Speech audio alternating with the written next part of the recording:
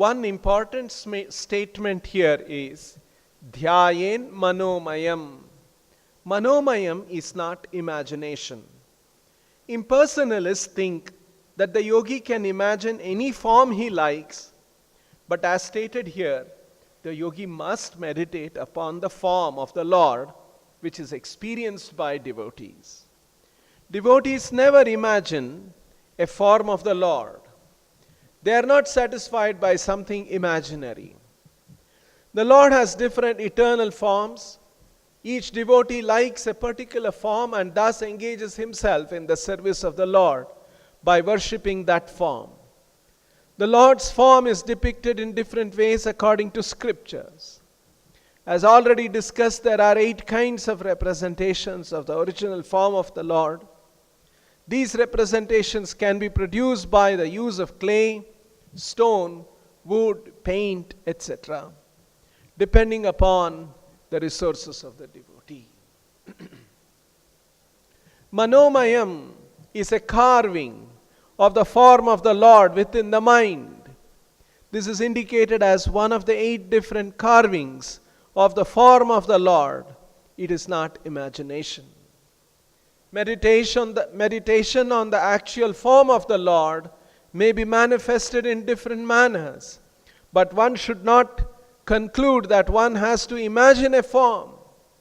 There are 2 comparisons in this verse. First, the Lord's face is compared to a lotus, and then his black hair is compared to humming bees swarming around the lotus, and his 2 eyes are compared to the 2 fish swimming about. A lotus flower on the water is very beautiful, and when surrounded by humming bees and fish. The Lord's face is self-sufficient and complete.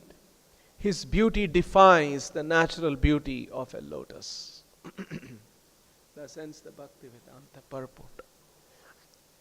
Continuing, reading Kapila's instructions to his mother on meditation. In today's verse, Lord Kapila is saying, dhyayen, one should meditate upon, yat Sriniketam, his beautiful lotus-like face. Alibhi parisevyamanam, just like a lotus surrounded by humming bees. Alibhi parisevyamanam, bhutya swaya kutila kuntala vrinda jushtam. In the same way, kutila kuntala, his curly hairs around his face, looks like Sriniketam alibhi parisevyamanam. Meenadvayashrayam adikshipat abjanetram. And he also has abjanetram, lotus-like eyes, and ullasad bru, and his eyebrows are moving and dancing.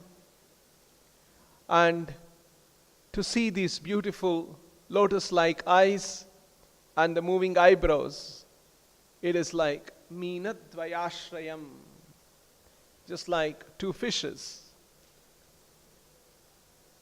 that have taken,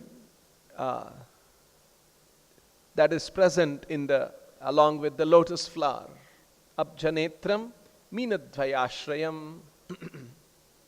In fact, the beauty of Krishna's, of the Lord's lotus-like eyes and Ullasadbru, Adhikshipat, defeats the beauty of Meenadvayashrayam, of fishes moving around in a pond. On such a Lord, dhyayen manomayam, the yogi should meditate upon in his mind. The yogi then meditates upon the beautiful face of the Lord, dhyayen yat Sriniketam, which is adorned with curly hair, kutila kuntala, and decorated by lotus-like eyes, abjanetram, and dancing eyebrows, Ullasadbru, a lotus surrounded by swarming bees, Alibhi Parisebhyamanam, and a pair of swimming fish, Meenadvayashrayam, would be put to shame, Adhikshipat, by its elegance. Bhuthya Svaya.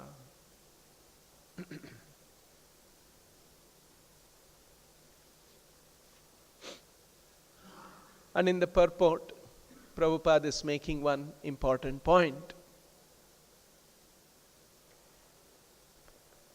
He's pointing out, Dhyayen Manomayam is significant.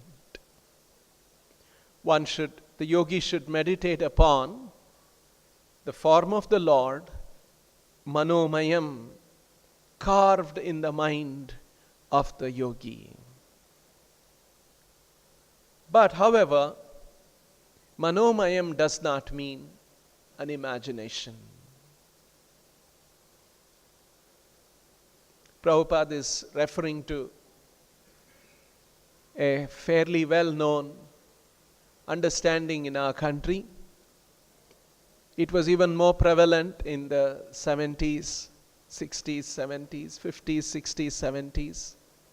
Maybe it is little lesser now, but at least it's a prominent, one of the prominent ideas, that one yathomat tatopat, that is paraphrased in that way. Whatever one wants to imagine, that is okay. That is all right. In other words, it gives a kind of a understanding that a person is at liberty to imagine anything about spiritual truths, and whatever one imagines, as long as one believes in it, that is okay.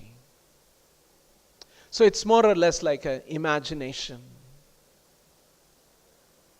But Srila Prabhupada is pointing out something very significant. Please do not think that spiritual truth or spiritual realization is someone's imagination. It is just that it is someone's imagination, but it lacks objective reality. So it is simply anyone's imagination. Anything one imagines, as long as you imagine and you believe that, that's okay. This kind of an idea. But actually that is not what the Shastras describe. There is a very clear and distinct description of what the spiritual reality is, what the spiritual truth is, and it is not some just imagination. If we are told that spiritual reality is just an imagination, it's not inspiring to pursue that. It is just some figment of imagination of somebody, and anyone can imagine anything, and it has no objective reality at all. There is no objectivity at all in this. That would be very uninspiring. In the 1980s, there was one story published in one of the Back to Godhead magazines. I remember reading that. One Indian gentleman walked into some temple in America and argued with a devotee on this principle that whatever you believe, whatever you think and imagine and believe, that's okay, but you must have belief in that. So then it is okay. So the devotee argued, who was talking to him and argued. He said, you mean to say, if I believe 2 + 2 = 5, it's okay? He said, yes, it's okay. If you believe that, that is the truth. It's okay. 2 + 2 = 5. And so the devotee told him, can you please do one thing?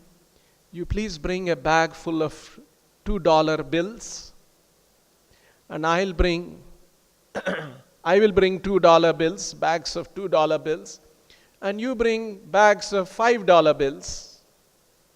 I'll keep two $2 bills, and you keep one $5 bill.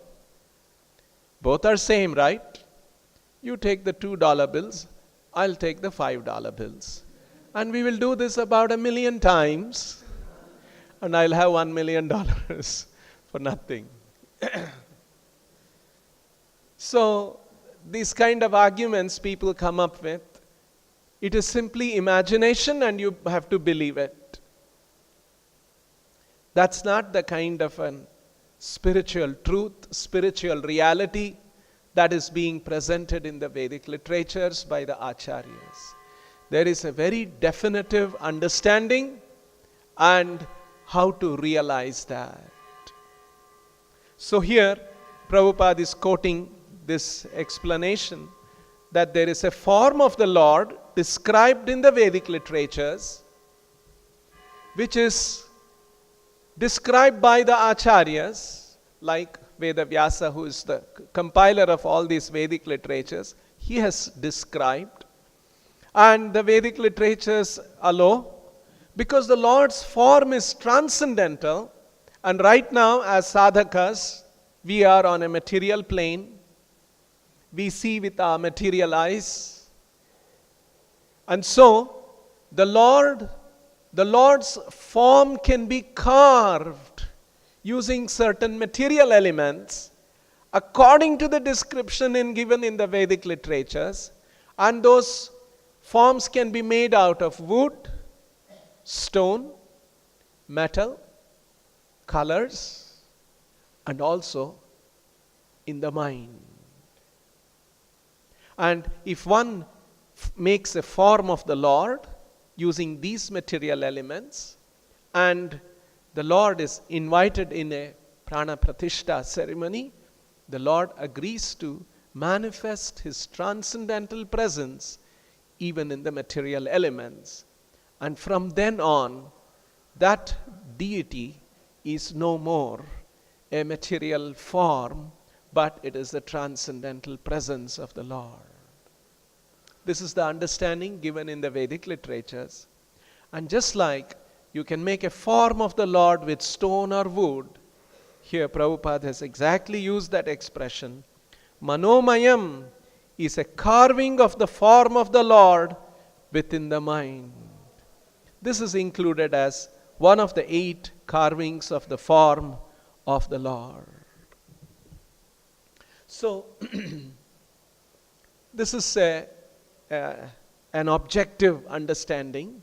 It is not some kind of a imagination left to anyone.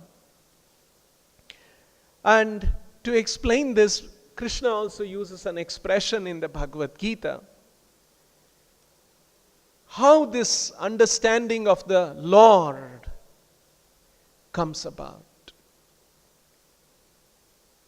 In the 9th chapter, when Krishna says, Raja Vidya Raja Guhyam Pavitram Idamuttamam Pratyaksha Avagamam Dharmyam Susukum Kartum Avyayam. Pratyaksha Avagamam. Avagamam means to understand. Pratyaksha means by a direct experience. It is not something that we can imagine, but when we follow this process, at a certain stage, that reality, that spiritual reality is pratyaksha avagamam. It is revealed in the heart of a devotee as a clear truth and understanding. Avagamam, pratyaksha avagamam. And Prabhupada explains this expression used by Krishna in great detail in the purport of the Bhagavad Gita. Pratyaksha avagamam, directly experienced and understood. It is the purest knowledge, and because it gives direct perception of the self by realization, it enables one to perceive the self, it enables one to perceive the super self, by direct experience, and hence this is considered to be the highest spiritual understanding. In the purport, it is said that by execution of the execution of devotional service is so perfect that one can perceive the results directly. This direct result is actually perceived, and we have practical experience that any person who is chanting the holy names of Krishna, Hare Krishna, Krishna Krishna, Hare Hare, Hare Rama, Rama Rama, Hare Hare, in course of time feels some transcendental pleasure and very quickly becomes purified of all material contamination. So this is the experience that Srila Prabhupada is offering, Krishna is presenting. And Prabhupada quotes in the next paragraph of this purport is Vedanta Sutra. Prakashascha karmanyabhyasat. The Vedanta Sutra says there will be a prakasha, a revelation, chakarmanyabhyasat. If one practices abhyasat, these devotional activities, karmanyabhyasat cha prakashaha, prakashascha karmanyabhyasat. And Prabhupada gives a very nice translation of this sutra. Devotional service is so potent that simply by engaging in the activities of devotional service, one becomes enlightened without a doubt. Prakashascha karmanyabhyasat. So, there is a certain practice, abhyasat. There is a certain set of activities which are recommended in the Vedic literatures, and it has to be performed in a certain way. And when that is performed and practiced, prakashascha karmanyabhyasat. This is the way that is described, that it is not that one can imagine in any way one wants. That is not at all supported in any of the Vedic literatures. And in fact, Srila Prabhupada explains in this purport of the 9th chapter verse Rajavidya Pratyaksha he gives the example of Narada Muni, which is described in the first canto of the Bhagavatam. Narada Muni describes his own personal story and personal experience, that how he was the son of a maid servant, and he had the opportunity of serving the great devotees whom his mother was serving. And he describes that Uchishtalephan, he got an opportunity of Anumodhitaha, with their permission, Uchishtalephan, he ate the remnants of those devotees. Chaitanya Mahaprabhu also points out that to take the remnants of a pure devotee, remnants of the food left by a pure devotee, that's one of the very, very powerful, potent, spiritually potent manifestations of the devotee's mercy. So he says, I honor that. And because of that, Narada Muni says, two things happened.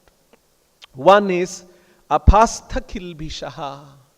He says, all my contaminations were eliminated. So that was the first experience, he says, he had. This is the pratyaksha avagamam. This was the experience that he went through. Apastha kilbishaha. Gradually the contaminations were eliminated. Evram pravruddhasya vishuddha chetasaha tad dharma evatma ruchi prajayate. He says, as I was serving those transcendentalists, vishuddha chetasaha pravruddhasya, I was engaged in serving them, tad dharma evatma ruchi prajayate. And those transcendentalists and the activities they were involved in, that very nature became attractive to me. Atma ruchihi prajayate. That attraction for transcendentalists, attraction for transcendental activities was awakened in my heart. So these are the two important experiences that Narada Muni mentions. And this is a fact, the same thing that Srila Prabhupada is mentioning here. Gradually, when we practice Krishna consciousness, our contaminations will be removed and our attraction for transcendental activities should increase. This is actually the test. Prabhupada often said that no one need to tell us whether we are advancing in Krishna consciousness. This is self-evident. That's the meaning of the word prakashaha. Prakashaha means it becomes self-evident. Just like there are so many things in this room, but in the night, midnight, if you come when the lights are not there, you cannot see anything. But in the morning when the sun rises, automatically everything becomes prakashaha, becomes revealed.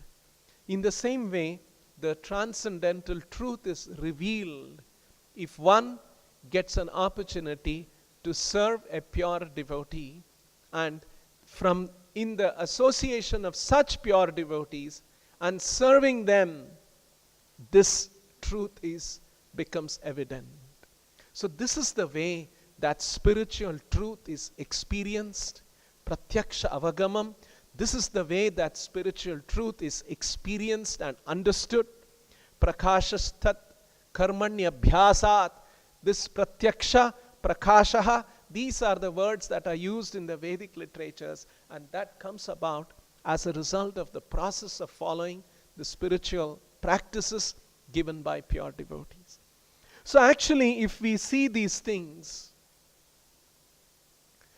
in the Vedic literatures and in our country, there are so many sadhus, it's actually very, very rare to come to the right understanding.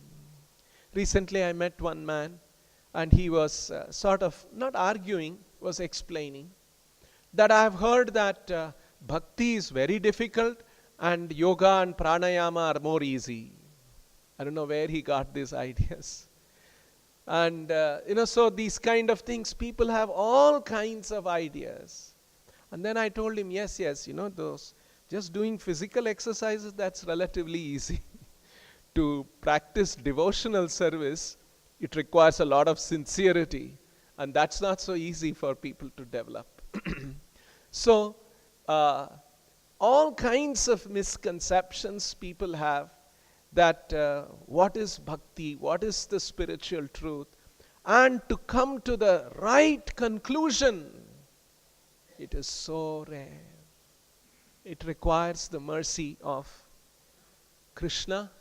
It requires the mercy of a pure devotee. Otherwise, there are myriad conclusions, even in Hinduism. And if you take all of the different philosophies in the world, there are millions of conclusions, and all generated by human thought. This is the whole point.